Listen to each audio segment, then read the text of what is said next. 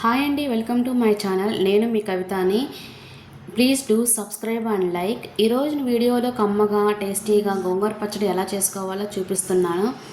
గోంగూర అంటేనే మనకి నోట్లో నీరు ఊరుతాయి. గోంగూర పచ్చడి అంటే చెప్పవలసిన అవసరం లేదు. వేడివేడి అన్నంలో ఎంత తింటున్నామో తెలియకుండానే చాలా తినేస్తాము. అండ్ గోంగూర హెల్తీకి చాలా మంచిదండి. దీనిలో యాంటీ ఆక్సిడెంట్స్ మరియు మెగ్నీషియం కూడా చాలా అధికంగా ఉంటుంది. హెల్తీకి ఎంతో మేలు చేసి ఈ గోంగూర పచ్చడిని అప్పుడప్పుడు చేసుకోవడం చాలా మంచిది. ఈరోజు అయితే నేను విలేజ్ స్టైల్లో ఈ గోంగూర పచ్చడిని ఎలా చేసుకోవాలో చూపిస్తున్నాను. ఈ పచ్చడిని ఫ్రిడ్జ్లో స్టోర్ చేసుకుంటే 4 to 5 days వరకు ఉంటుంది. ఇలా నేను చెప్పినట్లు చేస్తే ఇంకా అసలు లేట్ చేయకుండా ఈ పచ్చడిని ఎలా చేసుకోవాలో చూసేద్దామా. ఫస్ట్గా మనం గోంగూర పచ్చడి కోసం స్టవ్ మీద ప్యాన్ పెట్టుకొని 2 tablespoon వేరుశనగ గుండ్లు వేసుకోవాలండి. గింజ లోపల వరకు వేగే వరకు నిదానంగా చిన్న మంట మీద వేయించుకోవాలండి.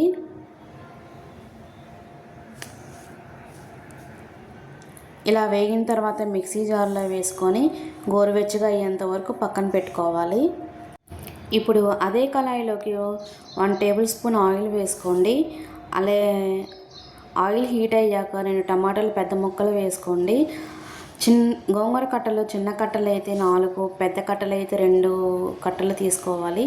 ఆకులను శుభ్రం చేసి ఇలా క్లీన్ చేసి ఇందులో వేయండి.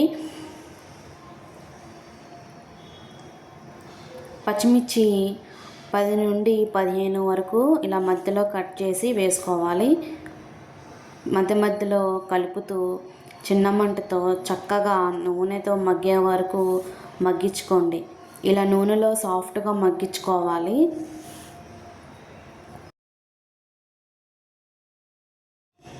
ఇలా మధ్యలో కలుపుతూ నూనెలో సాఫ్ట్గా మగ్గించుకోవాలండి. గోంగూరలో ఉన్న చెమ్మ ఇలా లైట్గా ఉండాలి. పూర్తిగా డ్రై ఫ్రై చేయకూడదు. పచ్చడి గుజ్జుగా మీకు కరెక్ట్గా రావాలంటే ఇందులో చెమ్మ ఉండాలి. ఇలా సాఫ్ట్ చేసుకున్న తర్వాత మగ్గిన తర్వాత చల్లారనివ్వాలండి. పక్కన పెట్టేసుకోండి. మనం ముందుగా వేయించుకున్న వేరుశనగ గుండ్లు ఇలా మిక్సీకి వేసుకోవాలి. తర్వాత గోంగూరను కూడా వేయాలి. 2-3 పొట్టు తీసిన ఎల్లిపాయలు, తగినంత సాల్ట్. ఇప్పుడు మిక్సీకి వేసేసుకోవాలి. గోంగూర మిక్సీకి వేసిన తర్వాత ఇలా ఉల్లిపాయలు సన్నగా క్రష్ చేయించుకోవాలి మిక్సీలలో.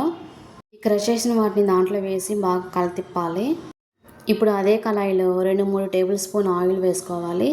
పోపు గింజలు, ఉల్లిపాయలు వేసి బాగా తిప్పాలి. తిప్పిన తర్వాత ఎండుమిర్చి వేసుకోవాలి. 2 క్రష్ చేసుకున్న ఎల్లిపాయలు వేసుకోవాలి. అలా తిప్పి 2 రెమ్మలు కరివేపాకు. ఇలా కరివేపాకు వేసుకున్నాక బాగా వేగనివ్వాలి. ఇలా వేగిన తర్వాత ఇంగు వేసుకోవాలండి. ఇంగు వేసుకుంటేనే మన తిన్నది బాగా కరుగుతుంటే చాలా హెల్త్కి మంచిది. గోంగూర పచ్చడి రెడీ.